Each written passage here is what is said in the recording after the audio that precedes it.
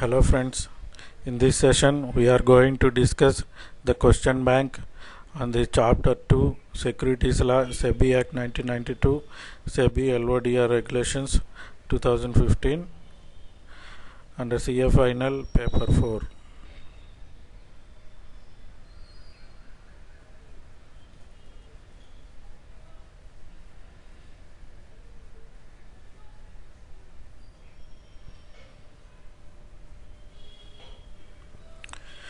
Now going to question number 1. Question number 1 is asking the purpose of establishing the SEBI. Preamble to SEBI Act says that an act to provide for establishment of board to protect interest of investors and to promote development and to regulate the securities market and for the matters connected therewith. The prime objective of the SEBI Act also says the same thing, that is protecting interest of investors, promoting development of and regulate securities market and matters connected therewith.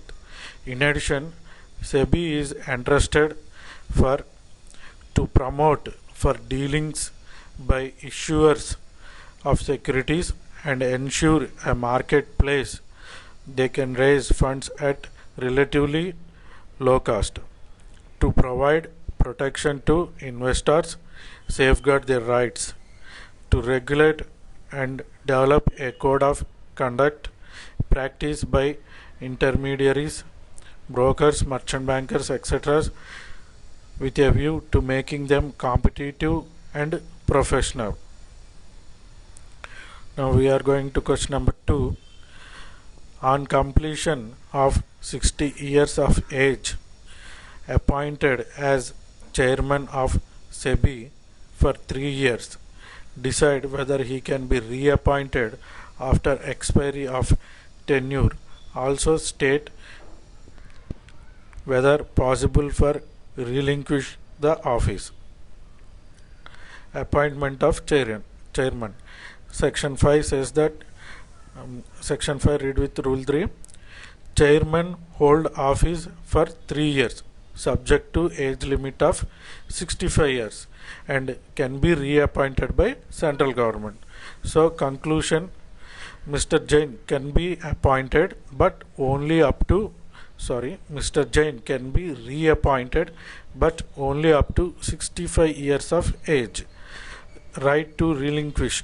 Chairman have right to relinquish at any time by giving a notice of 3 months in writing to central government. Question number 3. A group alleged Mr. M, a member of SEBI, has pecuniary interest and he misused his position. Therefore, he should be removed. Asking for advice. Answer. Removal of member. Section 6 speaks that central government have power to remove a member if he adjudicated as insolvent, unsound mind declared by court, convicted in opinion of central government, involves a moral turpitude, in opinion of central government, abused his position as to render his continuance in office detrimental to public interest. Before removing, a reasonable opportunity of being heard in the matter to be given. In the present case,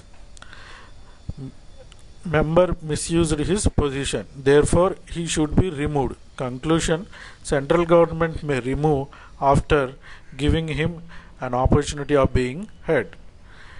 Question number 4. Mr. Z, member of SEBI, was in financial debt, in mental stress. This affected on his duties. A group alleged Mr. Z is not normal in his behavior. His service be detrimental to the public interest, so be removed. Asking for advice. Removal of member. Section 6 speaks that central government has power to remove a member if he adjudicated as insolvent, unsound mind declared by court, convicted in opinion of central government involves a moral turpitude. In opinion of central government abused his position as to render his continuance in office detrimental to the public interest.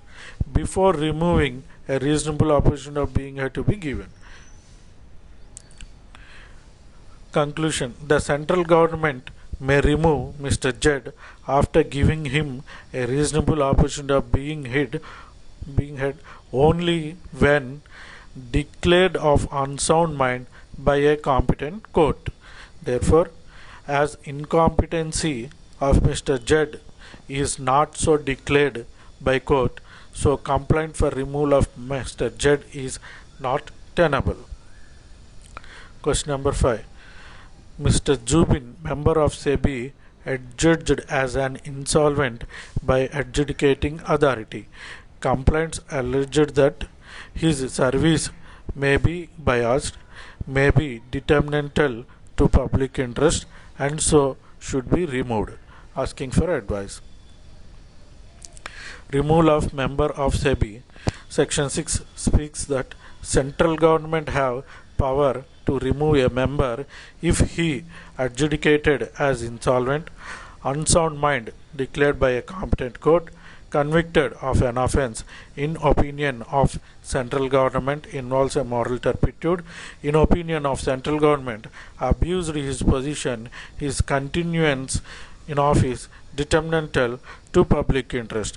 Before removing, give a reasonable opportunity of being heard.